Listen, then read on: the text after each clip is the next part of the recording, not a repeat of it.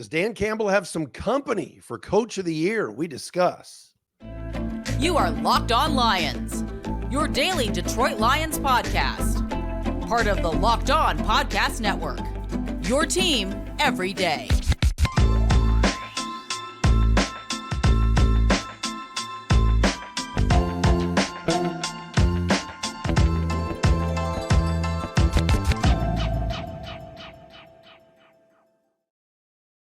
Let's do this, everybody. A Friday edition of Locked On Lions right here on the Locked On Podcast Network, your team every day. Matt Dery with you on a Friday, December 29th into Saturday, December 30th. Tomorrow night, Lions go into Dallas looking for win number 12 on the season, facing the Cowboys, who have not lost at home all season. 7-0. They average 39.9 points per game at Jerry World. Jimmy Johnson's going to the Ring of Honor. It's going to be a crazy night. Saturday night, Monday Night Football on a Saturday with Joe Buck and Troy Aikman. ESPN, ABC at 8:15, and the Lions have an opportunity to play big-time spoiler and add another L to the Cowboys' losing streak. That would be 3 straight, and Detroit still in search, possibly, of the 1 seed in the NFC. We thank you for making us your first listen and checking us out wherever you get your podcast. Please subscribe and watch us for free each and every day on our Locked On Lions YouTube channel. Shout out to our everydayers that are out there. So many of you hit me up on the Facebook page, on the Twitter page at Dery Speaks, and at Locked On Lions. We thank you for doing that. Next week, I'll do a full run through of a lot of you that have asked for mentions as everydayers right here on Locked On Lions. We got to talk about Dan Campbell and Coach of the Year. All of a sudden, Vegas has a new favorite for Coach of the Year, and it's not Dan Campbell. We'll explain coming up momentarily. We got some keys to victory for tomorrow night's game in Dallas against the Cowboys. Also, some roster moves to get into. All of that today right here on Locked On Lions. Our show today is brought to you by LinkedIn Jobs. LinkedIn Jobs helps you find the qualified candidates you want to talk to and faster. Post your job for free at linkedin.com/LockedOnNFL. That's linkedin.com/LockedOnNFL. To post your job for free. Terms and conditions apply. Again, follow me on Twitter at Dery Speaks, at Locked On Lions, Matt Dery Facebook fan page, on Threads at The Real Matt Dery, and also our Locked On Lions YouTube channel. My apologies. The show got cut off. It was short yesterday. We put it in on YouTube and reinstalled it. So if you missed the crossover with Marcus Mosier, the host of Locked On Cowboys, please go to YouTube and find it there for the full version.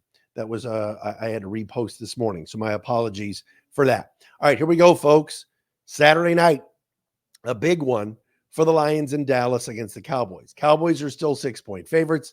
Many believe Dallas will bounce back after back-to-back losses to Buffalo and Miami on the road, get a home win that they need, trying to keep pace with Philadelphia atop the NFC East with 2 to play. Lions, of course, have not had great history in Dallas. Even last year, went in a Big D. Played pretty well, but the turnovers killed them. The Jamal Williams fumbled the goal line. And then in the end, Dak Prescott and that offense were too much. And the Lions ended up getting blown out down in Dallas. Again, this Cowboy offense, especially at home, on that fast track down there, is really, really good.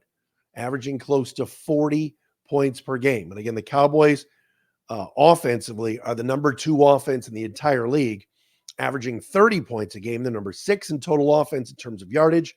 They're number 6 in terms of passing yards, and they've only given it away 13 times this year, first in the NFL. We will get to some keys to victory coming up.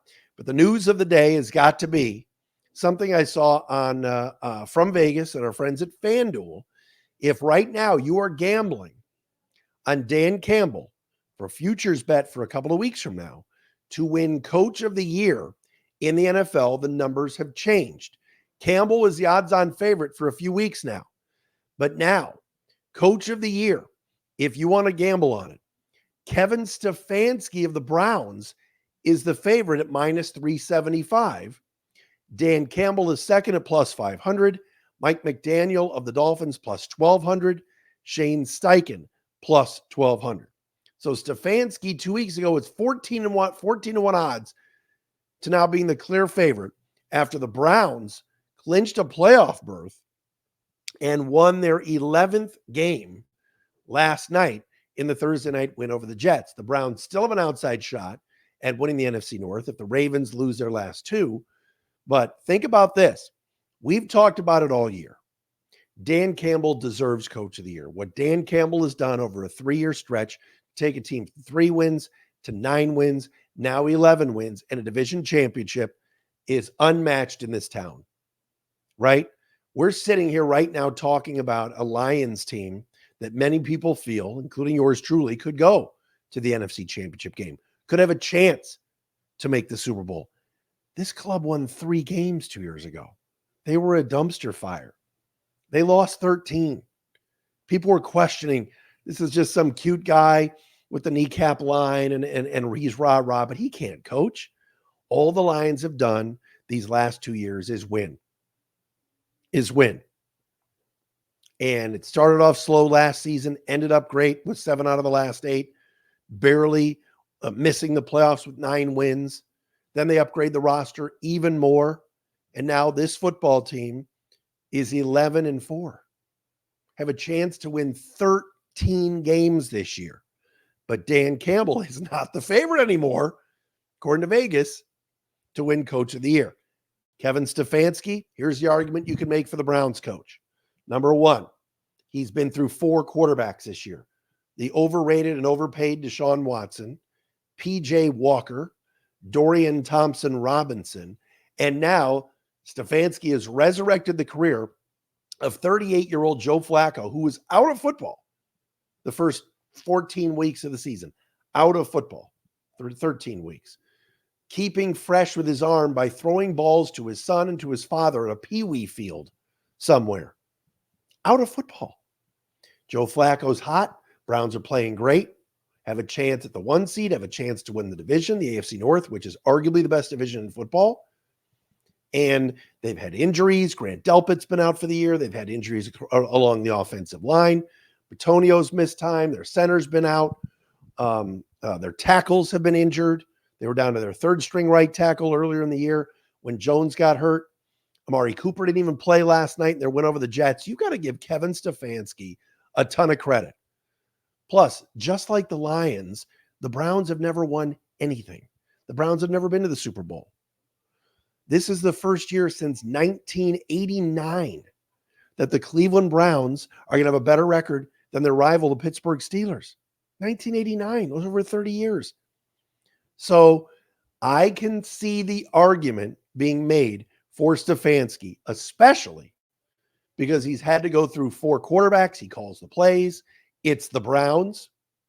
But again, I'm going to lean on Dan Campbell being number 1, a division winner, and number 2, if Dan Campbell and the Lions go into Dallas this week, seriously, if they go into Dallas this week and knock off the Cowboys, all right, the big bad Cowboys, the favorites to win this game, Dallas, and win 13 games and go from 3 to 9 to 13 and have a chance at the 1 seed in the NFC. Could you imagine? How do you not give Dan Campbell Coach of the Year? Yes, I get it. The expectations for the Browns were lower than the Lions. No one expected the Browns to be competing for the AFC North with Week 18 on deck. And I know that the cuter story and the underdog story is sometimes how you win Coach of the Year. And Stefanski has done a whale of a job. I'm not taking anything away from him. But the Lions have won the division.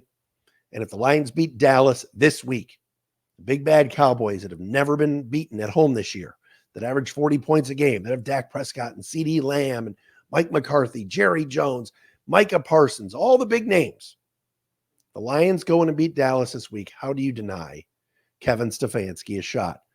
Or excuse me, how do you deny Dan Campbell the top spot as Coach of the Year? It's going to be very difficult to do. You make an argument for Stefanski? Absolutely, you can. That quarterback situation, what he's done with Flacco, not having Nick Chubb all year, who tore his ACL against Pittsburgh earlier in the year. I see all that. I do. But how do you deny Dan Campbell if they beat the Cowboys this week? I don't think you do. I do not think you do. I think that would be very difficult to do, to deny Dan Campbell Coach of the Year if they beat the Cowboys this week. Absolutely, you can make an argument for Stefanski, and you got to give him credit. a lot of credit for what he's done with Cleveland. But what about what Dan Campbell has done? It's been remarkable. All right, coming up next, what are some keys to victory? How are the Lions going to knock off the Cowboys tomorrow night in prime time?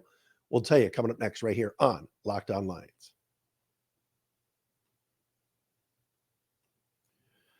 Hey, everybody, Matt Dery here to tell you about LinkedIn Jobs. Told you in the open, you're hiring somebody for your small business. You want to have as many top-tier candidates as possible to interview. That's why you have to check out LinkedIn Jobs. LinkedIn Jobs is the best. They got tools to help find the right professionals for your team faster, and it doesn't cost you anything.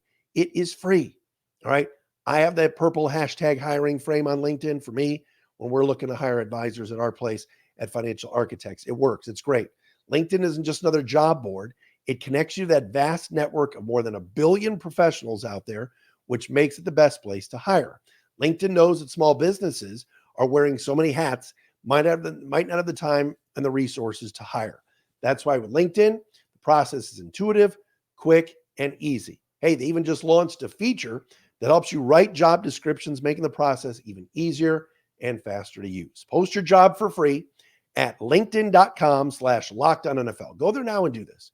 That's linkedin.com/LockedOnNFL to post your job for free. Terms and conditions apply. Check out our friends at LinkedIn Jobs.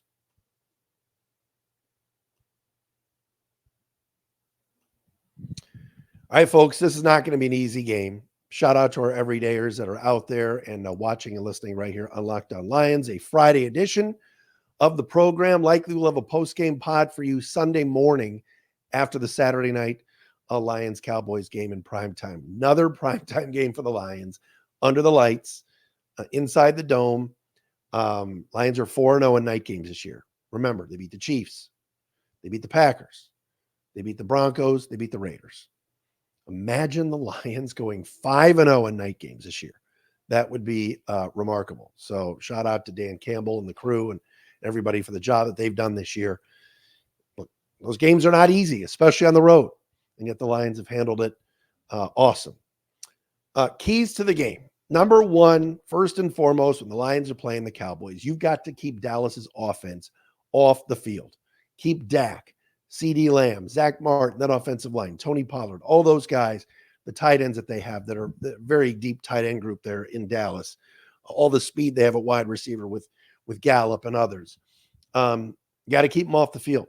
The way you do that, to me, it's simple. You run the football. You run the football.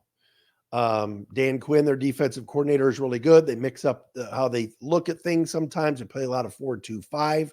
But you look at Dallas's defense, 5th in the league in points per game, 7th in the league in total defense, 5th in the league in passing defense. But where are they weakest? Against the run. They give up 115.7 yards per game, which is 19th in the league. Lions run defense is 4th in the league. Pound David Montgomery between the tackles. Get Jahmyr Gibbs in some space. Run the football. Run the clock. Utilize that time of possession and keep Dak and that Cowboy offense, which has been lethal at home, off the field. To me, that is first and foremost the most important thing that the Lions can do is get that running game going. The other thing, too, is you run the ball. That means less of Micah Parsons coming at Jared Goff. All right? I know Lion fans, and many of you tweet to me about it, get upset with Ben Johnson sometimes on those second and longs when he runs. I don't care about tomorrow night. I'd like to see more rushes than passes. If this turns into a shootout between Dak and Goff and the Lions have to throw a zillion times, I don't like the Lions' outcome. But running the ball, getting Montgomery his touches, getting Gibbs his touches, similar to what the Lions did against the Broncos a few weeks ago. And then that led to the play action and Goff throwing the football. I'm all for it. I think that's how the Lions win this game. Now, key number 2, though, is the Lions can stretch the field a little bit, which is something they do not do a lot of in the middle of the field. Jaron Kearse and the other safety for Dallas, weak. All right? Those two guys are nothing special. We remember Jaron Kearse here in Detroit. He can come up, make a tackle. He's a very good tackler. He's aggressive, a blitzing safety against the pass. and his coverage grade for PFF is like in the 30s. Identify curse on Amon-Ra, curse on Laporta, deep down the middle of the field, and expose that. That middle of the field can be had against the Cowboys safeties. Now, ironically enough, I think the middle of the field can be had against the Lions safeties too. We saw that last week when Nick Mullins threw for 4 bills. But if Jared Goff can somehow find Laporta and St. Brown and even Jamison Williams on some post stuff, the Lions can expose that. That is going to be a big key for Detroit. Third and final key, and I said this on the crossover with Marcus Mosher, and we bring this up all the time. Aiden Hutchinson's sack numbers are down. His PFF grade is one of the tops in terms of edge rushers in the league. Because of the pressures, sack numbers are down. He's going up this week against right tackle Terrence Steele of Dallas. Terrence Steele is very average. How about Aiden Hutchinson disrupting things on the Prescott passing game? That's going to be a key. If Dak gets time down at Jerry World, down at the Dome down there in Dallas, you can forget about it. The Lions must get heat on Prescott. They cannot allow him time to throw. We saw what happened last week. When the Lions got Nick Mullins' face, Detroit got turnovers. When Mullins had time to throw, you had KJ Osborne open, you had Justin Jefferson open, you had Hawkinson open until he got hurt. By the way, Minnesota fans are furious with Kirby Joseph for that low hit, and I understand it. That wasn't the greatest, but I'm not going to say he should be suspended or anything. But just regardless, there were open receivers all day for Mullins. Mullins stinks. He's now been benched for Jaron Hall. The Lions have been facing quarterbacks the last few weeks that just get benched. Russell Wilson, benched. Nick Mullins, benched. Lions are not going to be facing a bad quarterback this week. The Lions are going to be facing one of the elite quarterbacks in this league in Prescott. You got to put pressure on him. You can't just be Ifeatu Melifonwu on blitzes. There's got to be real pressure on Dak Prescott if the Lions are going to win this game. They cannot just win the game based off of blitzes and everything else. There's got to be real pressure on him tomorrow night. And to me, Aiden Hutchinson is the best chance of getting home. He's the best Lions edge rusher. He can dominate Terrence Steele, and I think he will. I think he'll have a really good game. And it doesn't have to be sacks. As long as there's some pressures and he's in the face of Prescott, I think the Lions have a really good chance of winning this game. We talked about it over the last few weeks. There was going to be some roster moves and a little bit of a roster crunch with this football team. We will dive into that coming up next right here on Locked on Lions. Thanks for making us your first listen. And, of course, checking us out wherever you get your podcasts here on a Friday edition of Locked on Lions. And I need to do this. All right, folks, we got to tell you about our friends at DoorDash. We've been doing this for weeks. Best place to get food delivered. Best place to contact when you need something during the game and you don't want to go to the store is DoorDash. Seriously. If the game go to a timeout, time to order in with DoorDash. If it's halftime, ordering time, 2-minute warning, whatever it is, DoorDash is the place to get that food order in, and they deliver it right to your door. All right? You don't want to be watching a game on an empty stomach, but you don't want to leave the house and miss any of the game.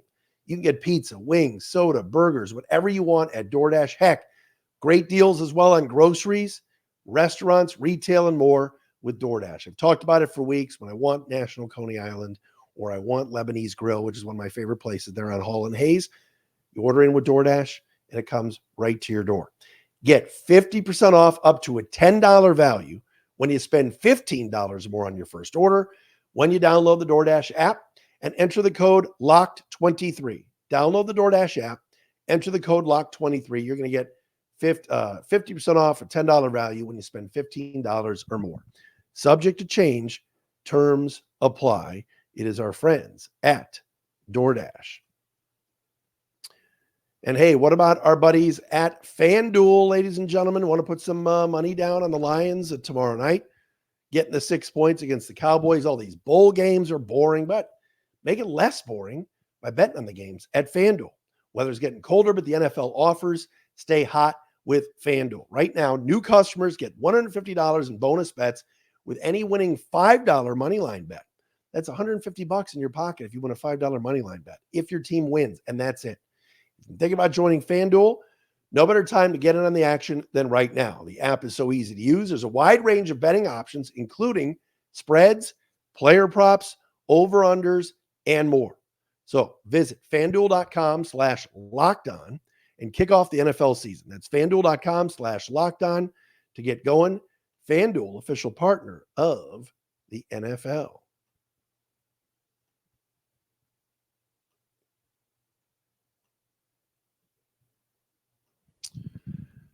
All right, folks, we told you the Lions are going to have to be adding players and subtracting players to the roster very, very soon here. CJ Gardner-Johnson's coming back. We know that. James Houston is coming back soon. We know that. Lions have had to maneuver things for weeks. And today, here on a Friday, they made kind of a surprise move. On Thursday, they activated fullback Jason Cabinda and waived Trevor Nowaski, the linebacker, and Chase Lucas, the cornerback. Then today, they had to elevate Michael Badgley, the kicker, to their 53-man roster from the practice squad or else lose them. And, of course, they've already lost Riley Patterson, who last night did his best wide right Riley impression with the Browns and missed an extra point. But now Badgley is back on the roster. So now, to get Badgley on the roster, the Lions had to make a move. So today, they waived Jason Cabinda, the fullback. Cabinda is beloved in that locker room. He's been a captain for years, both on offense and on special teams. Chris Smith was released from the practice squad. The defensive lineman, Michael Schofield, was added to the practice squad as a backup offensive lineman. Now, again, Chauncey Gardner-Johnson will not be activated till likely next week. Lions have an open roster spot right now. They didn't need Cabinda, at least for this week. My guess is the hope for the fullback is that he clears waivers, Lions pick him back up, put him on the practice squad, and then they can elevate him for the next few weeks if they need him. But they need some roster spots. They have an open roster spot for tomorrow. I don't know what they're going to do, but they need Chauncey Gardner-Johnson back. Bruce Irvin, remember, could take that roster spot for tomorrow and be available for the game against Dallas because he's on the practice squad and could be elevated. But regardless, it's interesting. The Lions have they've had some decisions that they've needed to make with the roster. Here's one thing I will say about all these roster moves. They're going to need to get James Houston back, Chauncey Gardner-Johnson back, Aleem McNeil back. It's a tough call having to make some of these moves. Chase Lucas has been with the team all year. They love Chase Lucas. Hopefully no one picks him up. They put him back in the practice squad. But this is a good problem to have. When was the last time we talked about the 46th, 47th, all the 50th guy on the 53-man, 53, whatever? Worrying about losing good players means you have good players. When was the last time we sit here and said, oh no, the Lions have had to cut Jason Cabinda or Chase Lucas? Those guys used to be better players on your team. Now that the roster is improved and there's more talent on it, you're going to have to make tough decisions like that. But that's a testament to Brad Holmes, Dan Campbell, the front office, for bringing in good players, solid players, talented players to this roster so that you have to make these tough decisions. Think about what's going on other places right now. Look at Denver today. Russell Wilson came out today to the media and said, yeah, they've been trying to mess with my contract, and the NFL Players Association had to come in. They wanted him to get rid of his injury designation and injury settlement stuff in his contract, or they threatened to bench him weeks ago when they were winning games. None of that drama with the Lions. Remember earlier in training camp, or at the end of training camp and in the preseason when they cut Craig Reynolds? Come on, Craig. And we were like, oh my God, you can't cut Craig Reynolds. Come on, Craig. We love Craig. Lions communicated to him, hey, don't sign anywhere else. We're going to throw you back. We had to waive you in order for, if it was a financial move, they need to clear roster space. Don't go anywhere. We're going to put you back on the roster. Don't worry. And Craig Reynolds sat and was quiet, bided his time, and days later he was back on the roster.